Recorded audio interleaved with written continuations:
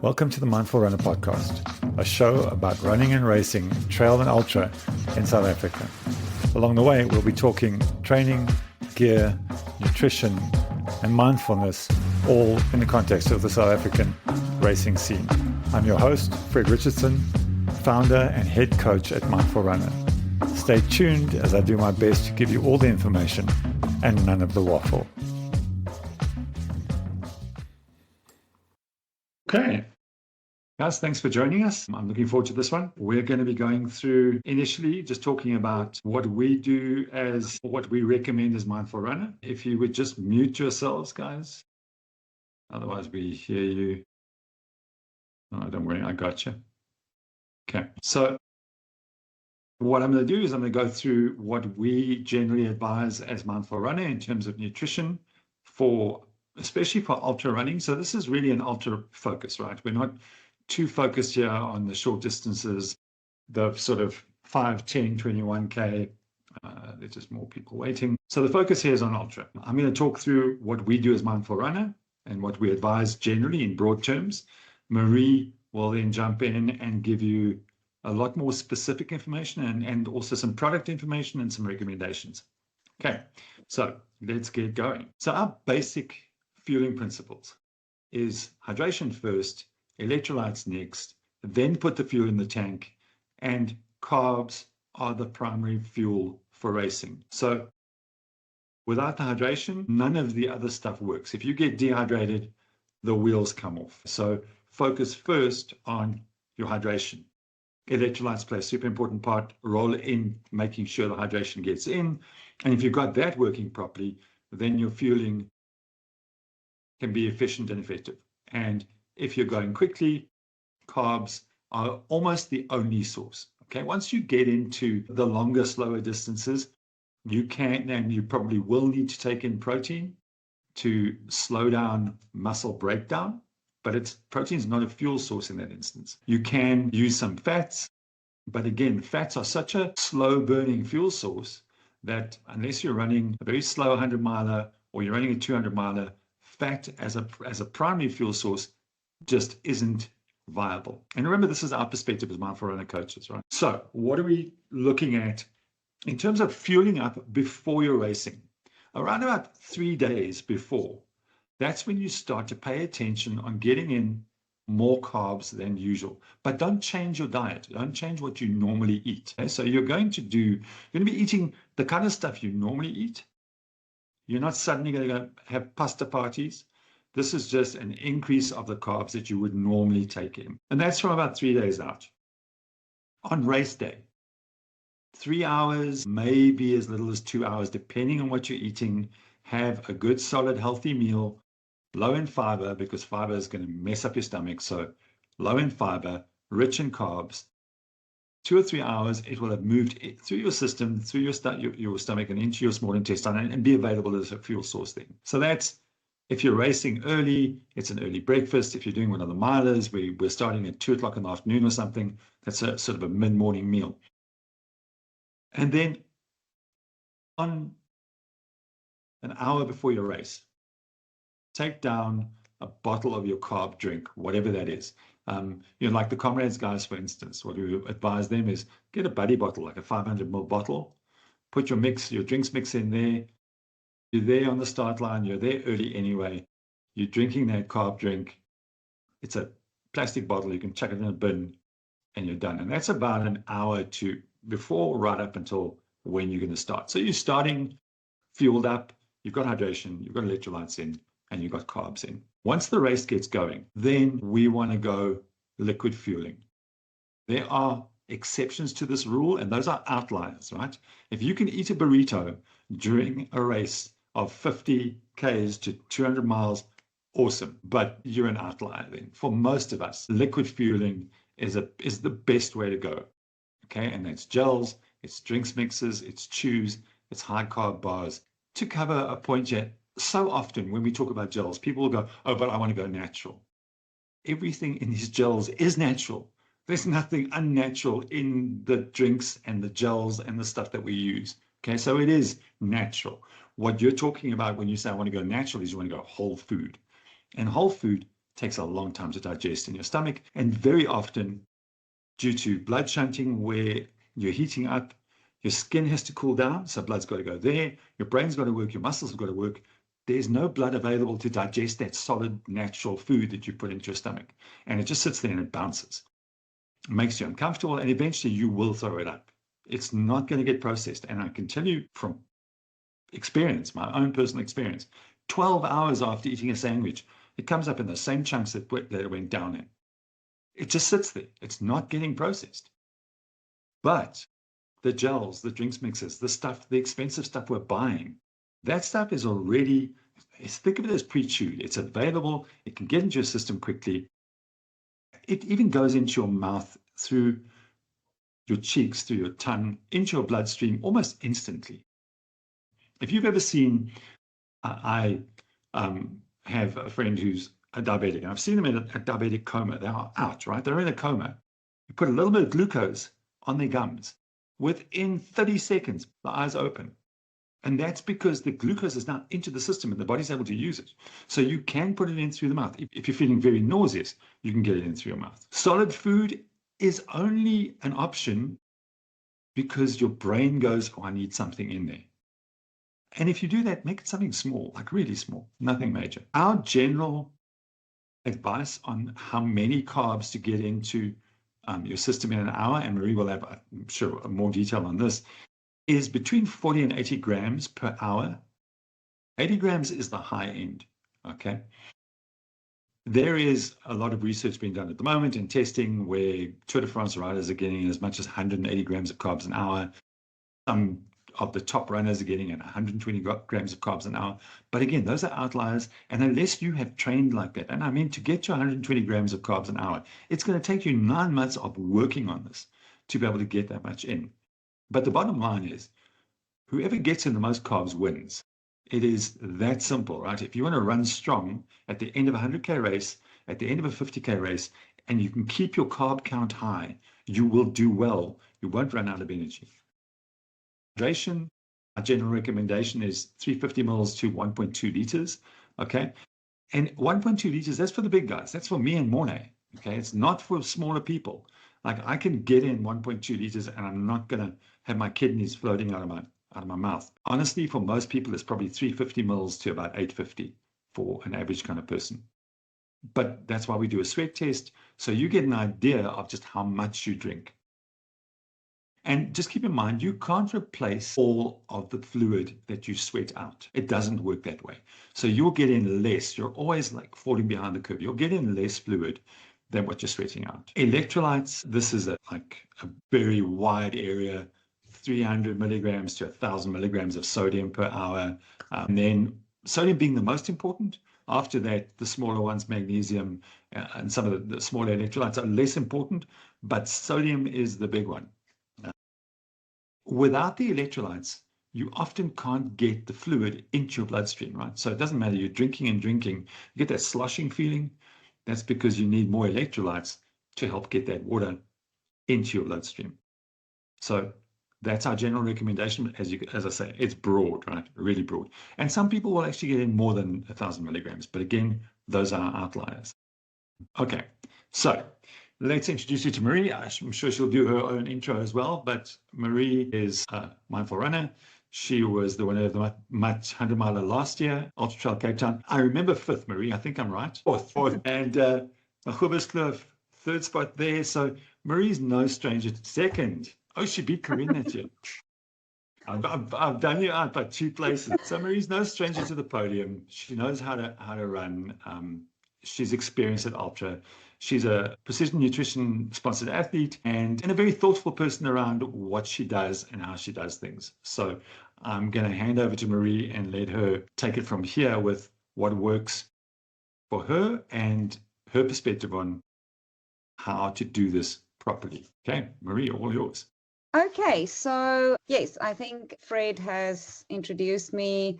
I just want to make it clear that, you know, I am a precision fuel and hydration ambassador and sponsored athlete. I don't work for them. And also, so I'm working closely with the in-country distributor, which is Carbon Endurance. I'm not a sports nutritionist. I'm not a medical practitioner. So whatever advice or strategies I might share with you is purely my own, based on my own experience. And it's like, I mean, it does not replace the guidance given by the professionals. So just to make that clear.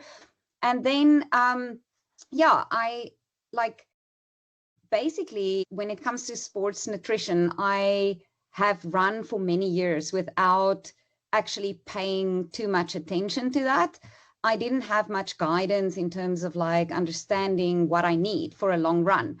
I thought it was all about the running of the race, like the running part, the physical preparation.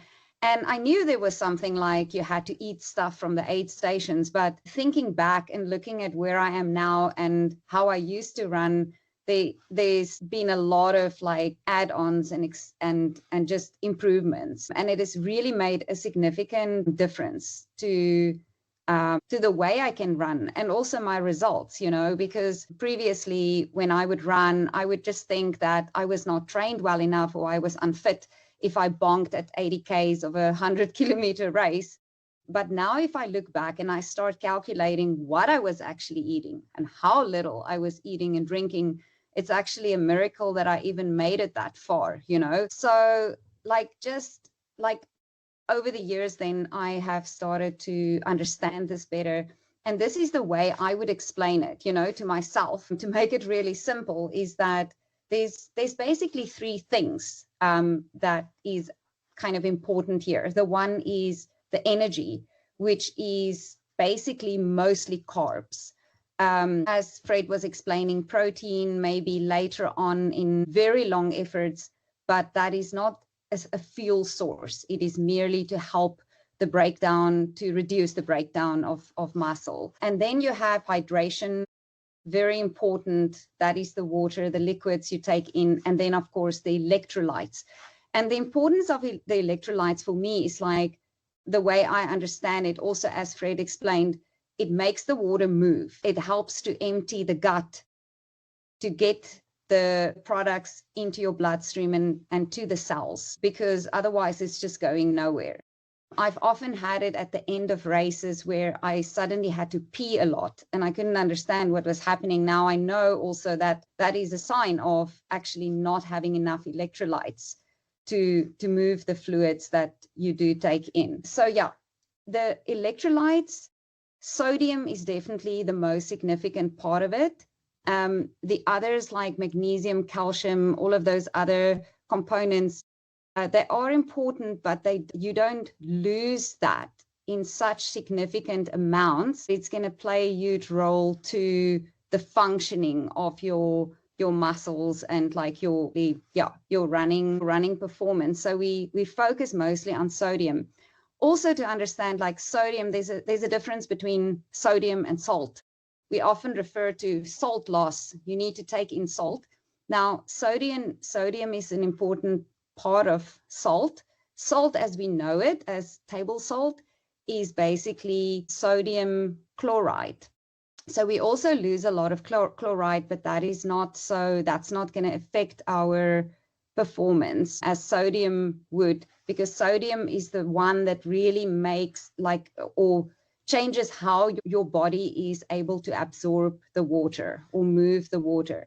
So yeah, I will talk a bit more about like different forms of like salt, how you get it into your body, like sodium combined with chloride versus sodium combined with carbonate or citrate. That can affect like the acidity in your stomach, which also makes a difference. But that's a bit of detail for later. Basically, when we look at those three components, the energy, hydration, and electrolytes, these are numbers that I try to hit: 50 to 60 grams of carbs per hour, 500 to 700 mils of water, and then 1,000 milligram of sodium per liter of water.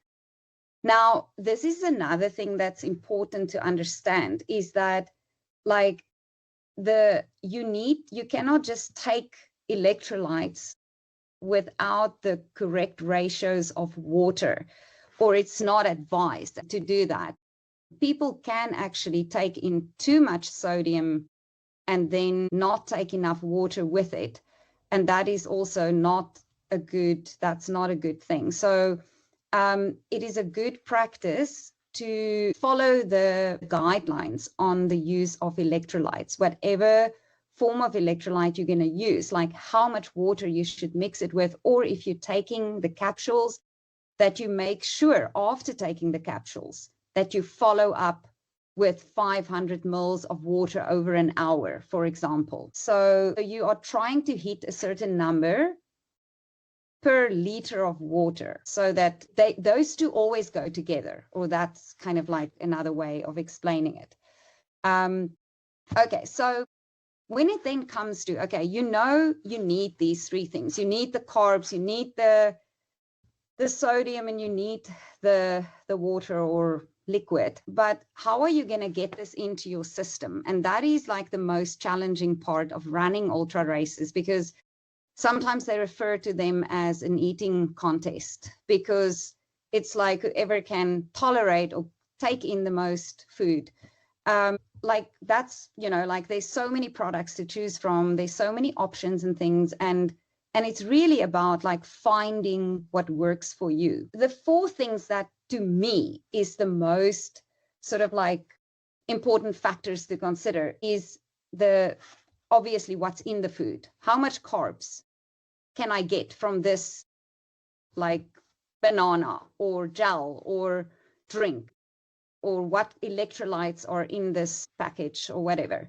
And then the taste, of course. The taste is very important, because if you are going to vomit every time you try it, or you taste a certain product, there's no point, because you're not going to be able to keep it in. Cost, obviously, affordability is also something to consider. The range of prices from products, and also the quality of it, like there's a big scale. So it's to find that thing that you can afford, but is also good for your body, that works for you, that tastes good. This is difficult. I mean, and we've all been struggling with, everybody who runs ultra distances will tell you that they have struggled with this.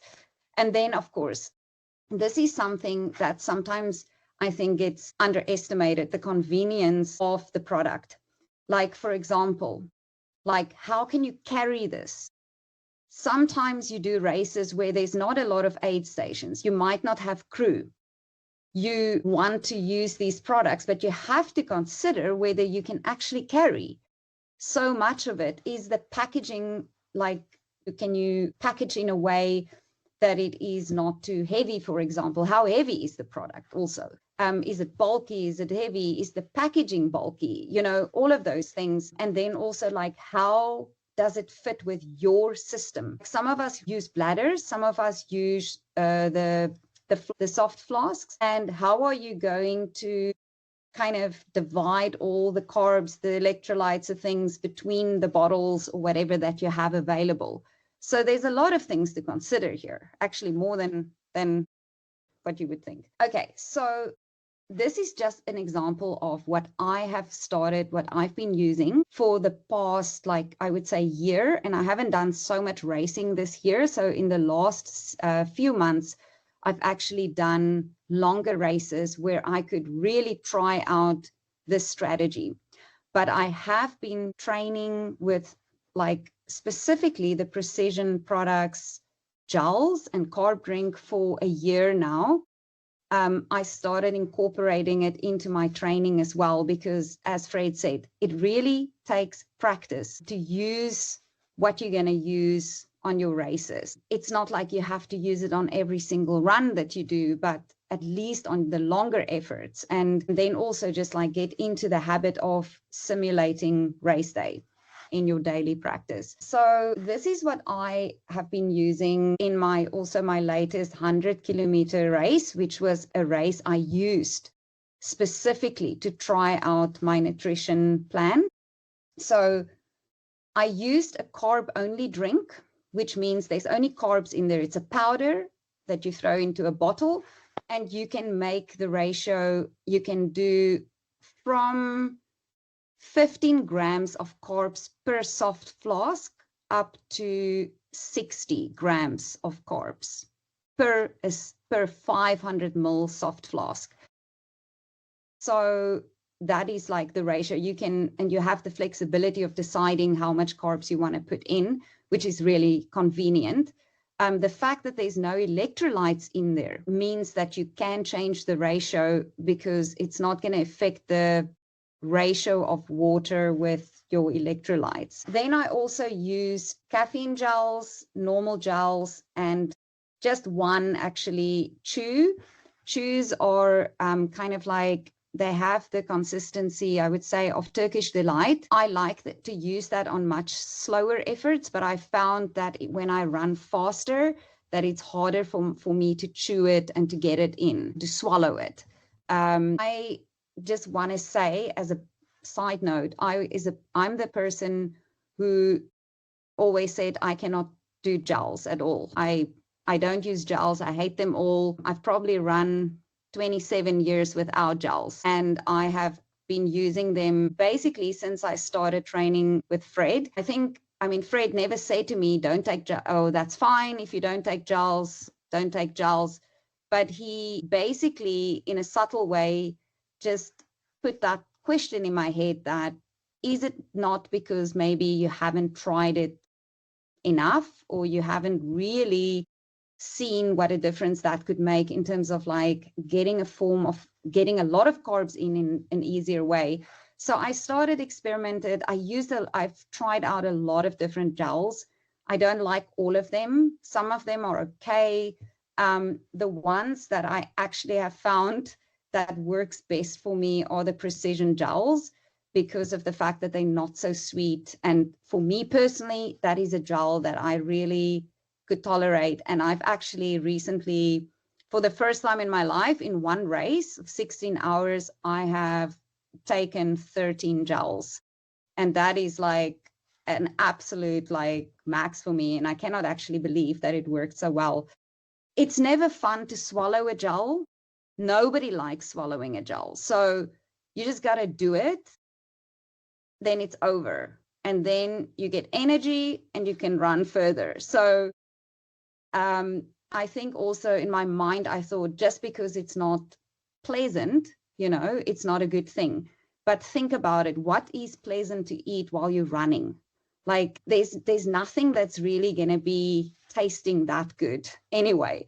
So it's really a matter of swallowing that feeling and whatever, and just get on with it. So yeah, so that is my take on gels. I also take in little bits of solid food, but it doesn't contribute, as I've seen now when I did my calculation, it doesn't contribute much to the calories or the carbs that you get in. In fact, if you're thinking of that your body has to digest that stuff, it's kind of like almost better just to take it. I was like, for the solid food I could have just taken one extra gel, and then I didn't even have to deal with that.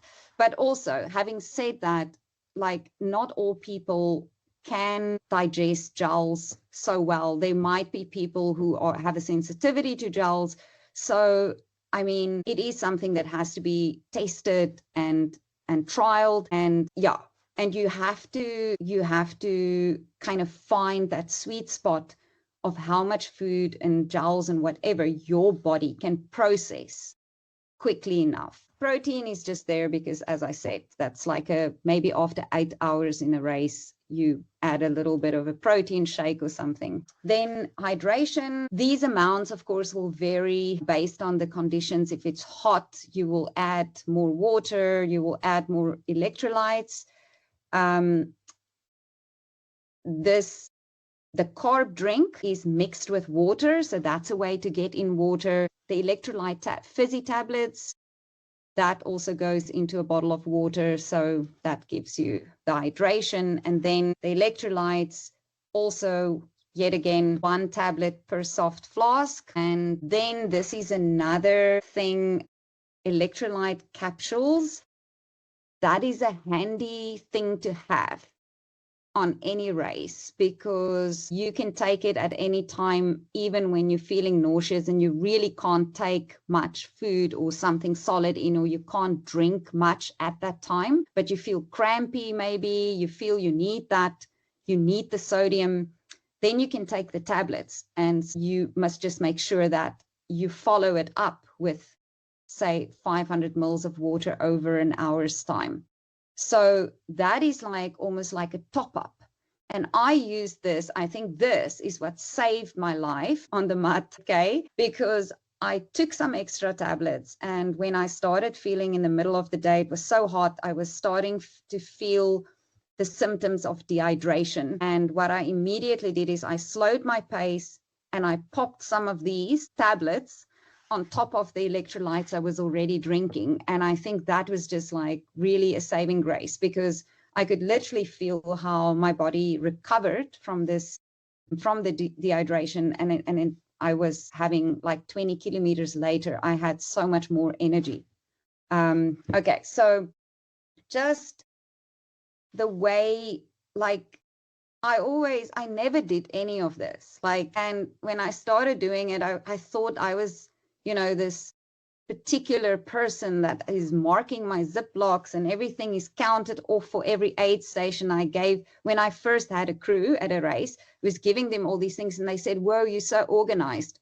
Then I saw how some of the other people do it, and I was like, I have still a lot to learn. I can get way more organized like that. I even remember chatting to Delia one day at the Mutt Miler camp, the mindful runner Mutt camp we had last year. And she was saying, no, this is like, it goes in a Ziploc, it's marked, everything is counted. And that's what you get at that aid station. You have to empty what you were supposed to drink, and you get your bag for the next station, and you have to go with that. So then I was like, okay, I need to be even more organized.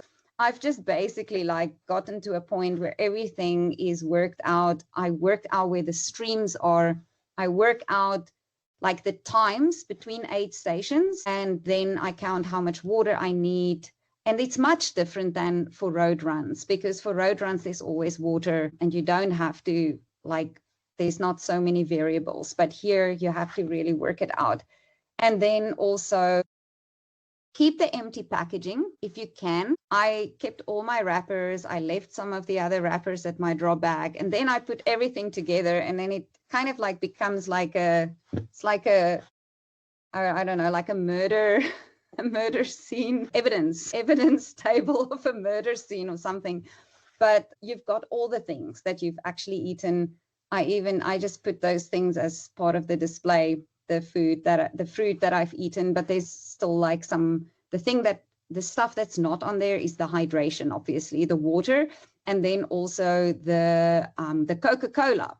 So what I've discovered through doing this sort of breakdown of how much I took in during this race, this was 16 hours, okay, was that Coke is amazing as a fuel source, because it's so easy to drink. And I had a small cup, 200 ml of Coke at every station. There were 6 stations in total. That contributed, 7, actually, Trail Kiosk was also in there. And at each one of them, I took 200 mils. And that accounted to 161 grams of carbs, which is a lot, like you have to eat a lot of gels to get to that.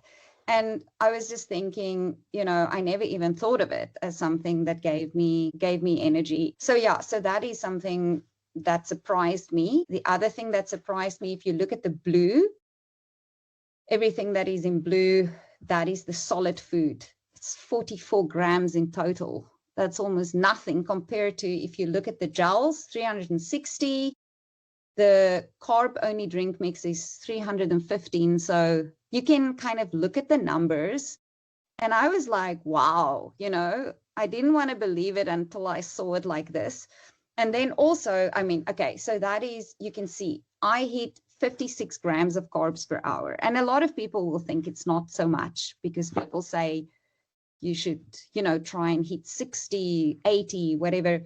But also every person, I think, has a certain capacity, and like a smaller person obviously will not be able to take in 80 grams of carbs that easily, and as Fred also said, practice. So for me, this was a personal best, 56 grams of carbs. So yeah, I was very stoked. And then also, if you look at the water intake, that's about 523 milliliters per hour. I would like to do more. To me, that's a little bit on the low side, but it's not too bad.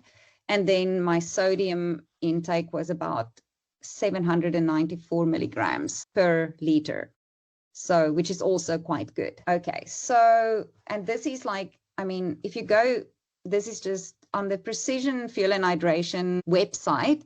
They have this little thing you can fill in, and you can put in what race you're going to do, your weight, all those sort of like details, and how hard you're going to run or plan to run. And then they give you just sort of like a generic type of recommendation of like how much carbs you need, how much sodium and fluid. And if you look at the numbers they suggested, I think I got pretty close to it. So I'm feeling quite sort of satisfied. Although I think I put in 100 kilometers. They only go up to 100K. So they don't give you the option to choose a miler, which is like, was a little interesting. Anyway, so just like what I wanted to do is just to explain more of like the options that you can use with Precision Fuel and Hydration with this specific brand. Since I've gotten to know the brand quite well, there's really thing that I like most about it is that you can really, it's very flexible. So you can kind of like use a certain thing like the carb only mix as a base, and then add in whatever you want based on how many how many electrolytes you need, or what form of electrolytes you prefer. So any of these things can also be combined. For example, the carb only mix, you can put the fizzy electrolyte tablet into the same bottle with the carb mix and make your own sort of carb and electrolyte combo. Okay, as long as you stick to the ratios that they recommend. You can also decide, like, this is what I do. I have 2 separate bottles. The one bottle has the carb drink, only carbs, and the other bottle has the electrolyte tablet. I like the fizzy tablets because that carbonation is just so good when you're running. It's the same thing as like, I love drinking sparkling water, but they mostly don't have that at aid stations. So this gives you that slight carbonation. It's not so much that, like with Coke, it can pop off the little dopey of your soft flask, but this doesn't happen. It's just like a slight, you just have to bite, into the thing, and then it releases the gas, but it's nice. So you have the different options with the different sodium contents. The one that most people use is the 1,000 milligrams per liter. That means in each bottle, you will have 500. Then they have these like little packets, and that is the all naturals range of electrolytes. So how it differs from the fizzy tablets is that there's no artificial sweetener in them. Okay, which is kind of, some people don't like to have any artificial sweetener, even though there's very little in the fizzy tablet, there still is. So these ones are all natural, and they also contain a small percentage of carbohydrates. So about 17 grams per packet, which means that if you want to throw that into a bottle that already has carb drink in it, you just have to be mindful that you don't go over the 60 grams per bottle, with the carbs. And then you have these electrolyte capsules that swallow very easily. They are just like, you can use that also together with the others. All of these are very slightly flavored with lemon. It's a slight, subtle lemon taste. It's not overly sweet. All of the products have the same flavor. Then I think these ones I've already gone through.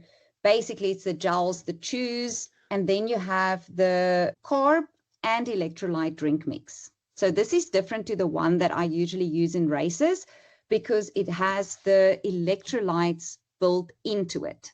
Okay, it will give you 60 grams of carb and 1,000 milligrams of sodium per liter, which means if you divide it into 2 bottles, like 2 500 bottles, each bottle will have 30 grams of carbs and 500 milligram sodium.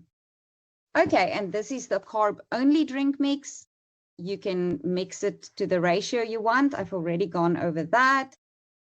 Basically just like, yeah, the products are all batch tested and certified for, or tested for banned substances, all of that. And then also vegan. So yeah, for people who are concerned about things like that. The last thing I want to say is just like a few tips. Basically, practice your nutrition during training. It is as important as doing it on race day. And you have to prepare your gut, your whole system for the fuel intake. I mean, like, even if you're thinking about, you know, like Formula One drivers, I mean, like they do practice their pit stops. And it's almost like you have to have that mindset of this is something you need to practice. You need to practice how you're going to do things at the aid station, how you're going to pack your stuff, how you're going to transport it, how you're going to get it into your body. It's all part of the big picture. And then experiment with as many things as possible. You know, like if one thing doesn't work, don't completely scrap it, you know, like try it again or try it in a different way. I have learned that I had many preconceived ideas about what works for me or not. And I have changed many of those things just because I kept trying. And then, stay flexible because things can change from one season to the next. And what works this season for you may change. You may like start doing longer, slower races, which means your nutritional needs will change. Different conditions will change what you can or cannot use. And the body changes and we keep changing as individuals. So yeah, don't think that if something didn't work 10 years ago, that it won't work now. And then basically, this is just like to give you the website address of the supplier, distributor of precision fuel products in South Africa. So if you ever wanted to try it, you can get it from this website. That's the only place you can get it from. That and the expos, where they also sometimes have individual products. That's me. Any questions? Awesome.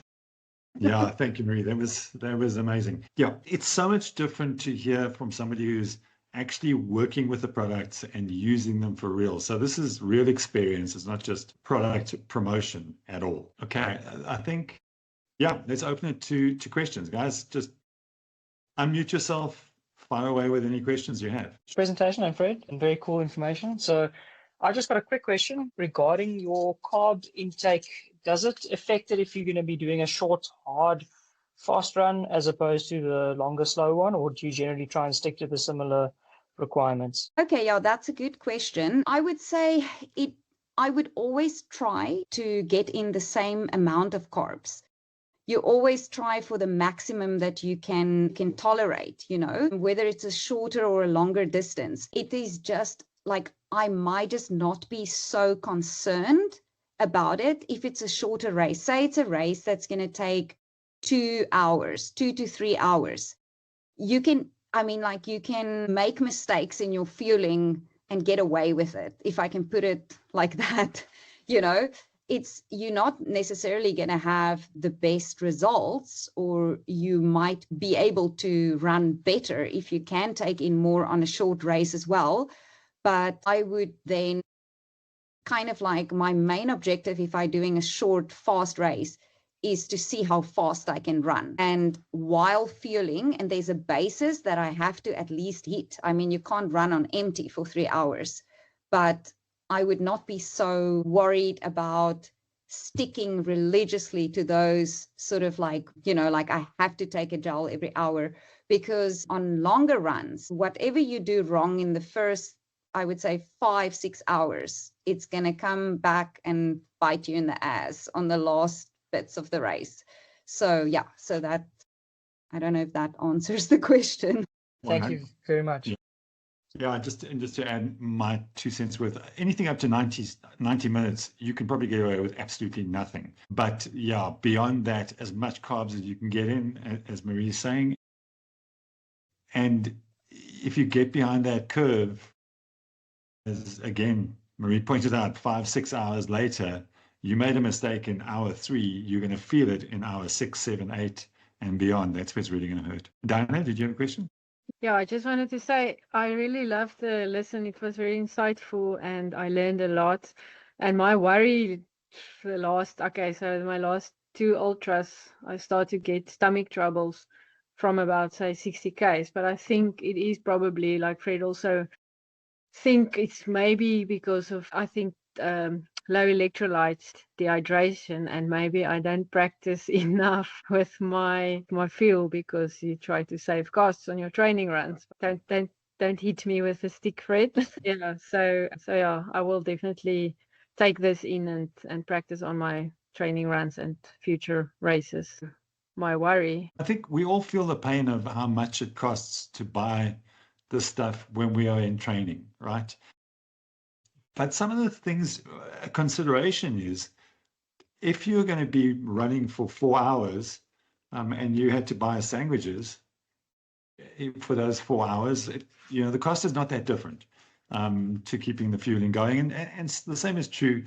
If I look at, I'm going to do a 200-mile race, I'm going to run for 80 hours, you know how much of the stuff I need is in the thousands. And that's a scary thing. And so then, like when I'm training, I know I should be training with it. And this is what happens with many of us. No, you should be training with it, but it's just the cost of training with it. That's quite difficult to cope with. But as Marie said, try and at least do your long runs. The fuel you're going to be using. So I do that. I just think maybe my stomach is not used to. I think I'm very stingy on gels because I don't like it. But I will definitely try to just do it. But yeah, any case, it really helped me this session. I really enjoyed your insights. Thank you. Well, and yeah, I just to follow on what Fred said as well. I think it's important to find that middle ground, like maybe you don't need to use the exact same gels or like on every training run, or even just simulate using something similar, or to just get your gut used to motion with food intake. And then also focus on the electrolytes and the water at the same time, because all of those things work together to move the food, to empty the stomach, to move the food and the liquids from the stomach into your system. So all of those things can play a role in that. And then it is a fact that some people are sensitive to certain things, and it's to figure out what specifically it is, to start to eliminate certain things that you think could have caused that as well. It's fascinating to me that the same words that Marie used, almost exactly the same words that Marie used about maybe the gels don't taste that good, but you get them down and within minutes you can feel your legs coming back. Doug Picard said almost those same words to me about his mud 60K, right? Which was also super high intensity. He ran in like just over 6.5 hours. And he said the same thing. It's like he'd be feeling a bit flat. The thought of getting down a gel felt terrible mentally. But as soon as he got that gel down, he could feel the difference and away he went. And he also stuck to his nutrition plan, which was getting in, I think he was getting in a bottle an hour and then 2 gels an hour. So, if these guys are doing it, like, it's working. It's clearly working. Yeah, definitely. Cool. Anybody else got any questions? You must have covered it so thoroughly, Mary. That nobody wants to ask any more questions. Or they are like fast asleep. I've maybe got another question if no one else wants to fire. And maybe if I just didn't concentrate enough either. But you say that obviously this Precision's got the electrolytes only or the carb only drinks, and then you get the mixed version. So currently I'm using Tailwind, which is basically a mix of the two of them. Found that works really well for me. But just can you maybe quickly elaborate a little bit? Do you just prefer using the separate ones to give you a bit more flexibility to allow you to mix it up a bit more, or is there a specific reason to drink them together? Because I suppose if they're in two separate bottles, you're anyway going to be mixing them in your stomach. So is it really just a personal preference and flexibility point of view?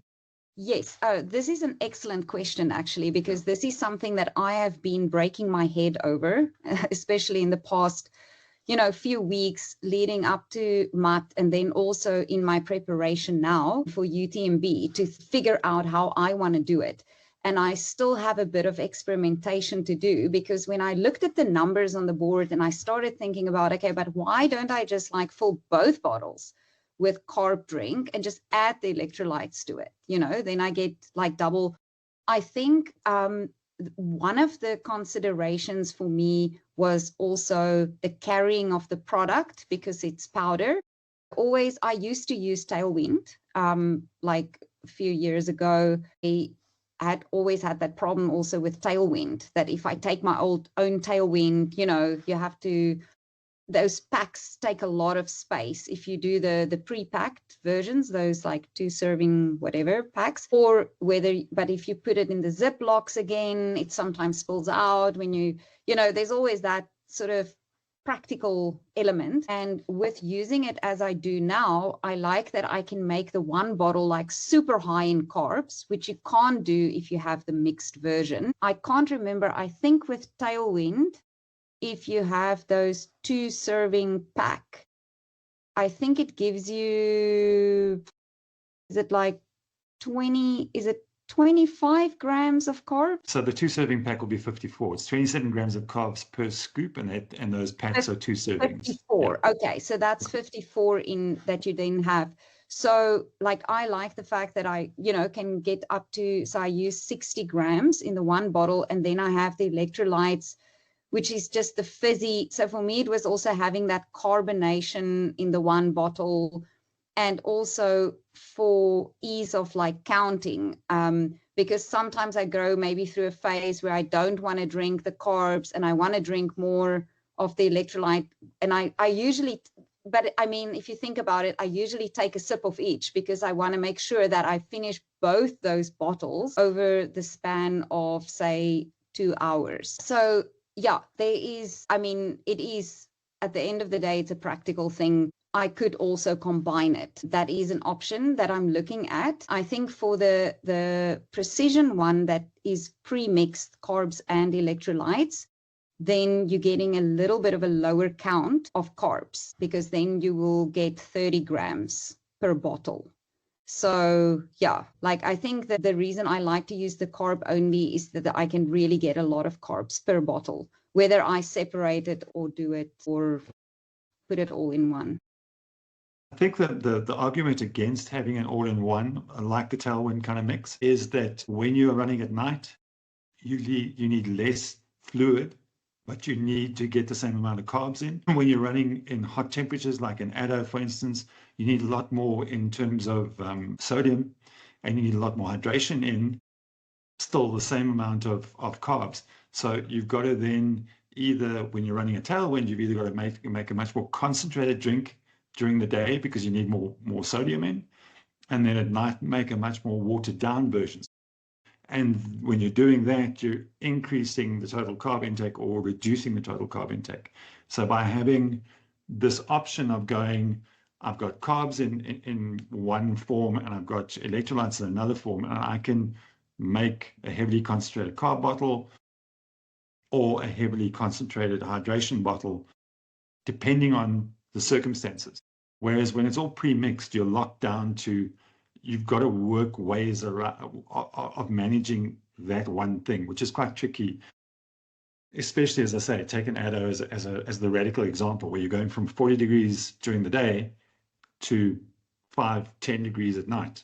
There's massive temperature switches there. Yeah, I think, even as I was planning what I'm going to do going forward in my planning, was that I will have a few options for the race based on where I have aid, where I have stations, like, how easy it is where I can drop things, what I can carry.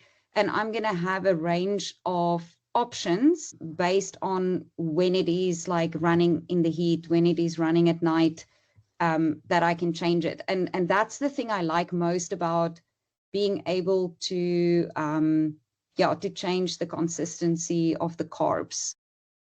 Yeah. It just gives you those more options. Anybody else got any other questions? How's it, Fred? Yeah, I'm going to throw one in here. So I've kind of typically been running 21s to 42s. My hydration and nutrition has been based around shorter distances. The training, by sort of short or even long training runs, I can generally go quite light in terms of fluids. But now I'm taking on my longest run now, which is going to be 80 Ks.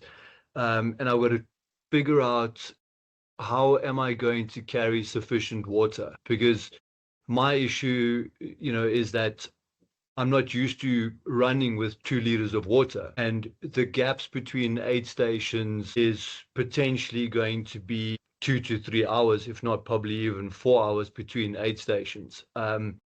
Now, carrying the powder, i.e. for the carbs and things like that, is one thing, or making a concentrated bottle is an option. But, there's like you've mentioned, there's that balance between getting the right amount of fluid for the amount of carbs and electrolytes that you're taking in.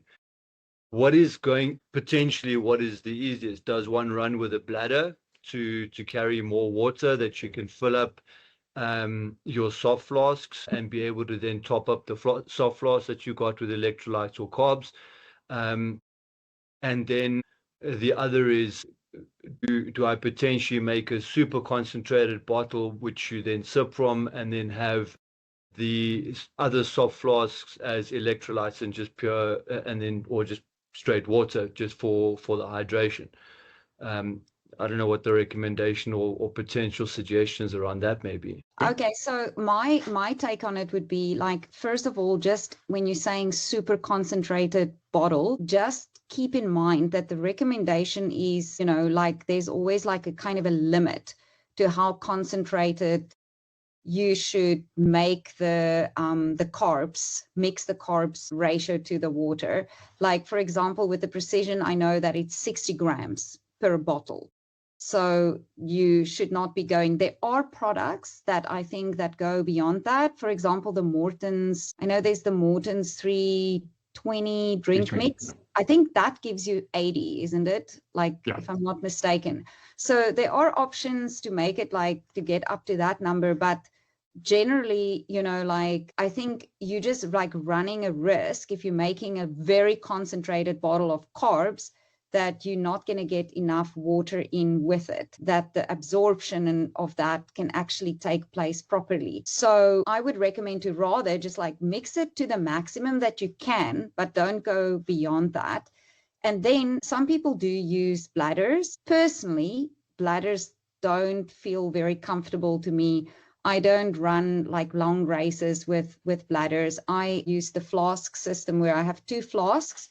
And then I would have a maximum of 2 extra flasks in the back of my pack that I fill with water. You can also put them in some packs that have pockets on the sides that slide in. It's not always so comfortable. I don't like doing it. Once again, it's not super comfortable. It is extra weight, but you have to work it out. And if you see that you're going to go, if you know this is how much you have to drink per hour, then you work out you're going to have 3 hours between these 2 stations. How much water do I need? And you don't have to carry it for every leg. So often, I would have a race, and maybe there's just 2 legs of the entire race, or 1, where I have to carry extra bottles in my back. For the most part, usually, you can get far with 2 bottles between aid stations. But I know it depends a lot on the race you're doing. And I'm sure if you're doing things like Sky, which is even where the aid stations are really far in between you, but then there are streams where you can fill up. But a lot of people would use maybe then a bladder because you can take more. But if you do that, practice with it and figure out if it's for you or not. Yeah, and what it feels like to run with that much water. I would do it in training, or that's what I would recommend. Yeah. So just to add some stuff to what Mari's saying, we always recommend drinking from the flasks. It's fine to run with a bladder if you want to carry additional water. It can be useful. But then you just have plain water in that bladder and you refill your flasks from the bladder. It's really easy. You've got a hose, you bend over, you squeeze the end of the hose and the water pours out and you refill your flasks from there. It also makes it much easier to monitor how much you're drinking. It's really difficult to see how much you're drinking from a bladder. Your flasks are always there and they're always visible. On the issue of a concentrate, there are a number of products that give you the option of having heavy concentrates. But I'm in agreement with Mari here. The problem with that is you don't know that you're getting enough fluid in. And remember what I said, our initial principle is hydration before everything else. Like if you get dehydrated, that is the thing that takes the longest to recover from. So make sure you're always getting your hydration right. And if you're mixing up or if your drink is too concentrated, that is sometimes going to stop fluid from moving from your stomach or from your gut into your bloodstream because the concentration is too high in your. Yeah, I think that's it, Drain. Cool. And one potential trick, this is something I've been working on for a while, is a thing that's been termed cameling, right? Like a camel. When you get to an aid station, drink a full bottle before you leave that aid station. I just posted a video I think this afternoon of Doug Pickard going through an aid station, and you'll see him drinking almost a full bottle in the aid station before he leaves. Okay, so that's the cameling thing. It's like if I need 1.5 liters to get from one aid station to the next, I can drink 0.5 liter at this aid station before I leave. That's just 2 bottles to carry then, as opposed to 3 bottles for this next leg. So yeah, work on that. It does make a difference as well. Yeah, cool. Thanks. Sorry, can I quickly also ask, Mari, you said you felt like you're going to dehydrate. What did you feel when you realized you're starting to dehydrate? Yeah, that is when you start. For me, like I haven't actually had serious dehydration experiences before because I usually drink enough. And at the Sleeping Beauty 65Ks, for the first time in my life, I had a really bad experience of, getting totally dehydrated to a point where I basically passed out. So I started feeling dizzy going up, and it was quite hot. I sweated a lot that day, and I knew that, but I felt so good in the first 20 Ks of the run, and it was kind of cool and misty, but I was sweating a lot because of the humidity. And I then suddenly, like at some point, I got to this aid station and I looked at my flasks and I was like, oh gosh, I've been running for 2.5 hours and I haven't had half the water I was supposed to. So once again, I realized, okay, I made a mistake. But I was like, oh, I'm still feeling fine, just need to drink water from now on. But somehow I also didn't drink enough. And then going up, I started feeling dizzy. And I think that dizziness was something I haven't experienced before on a trail. And then things become sort of like, black around you. And then I realized, okay, this has gone too far. I have to now just like try to get to the top where I can get some water.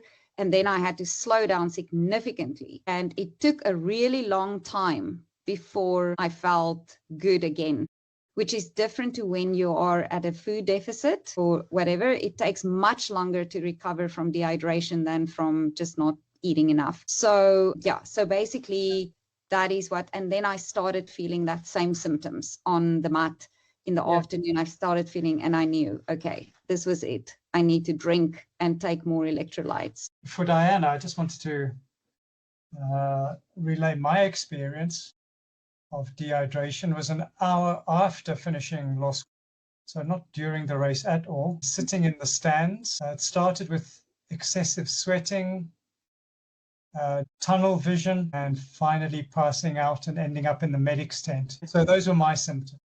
Okay, thank you. The typical symptoms of dehydration is you're going to stop sweating. So you will have been sweating a lot, and then your skin starts to get dry.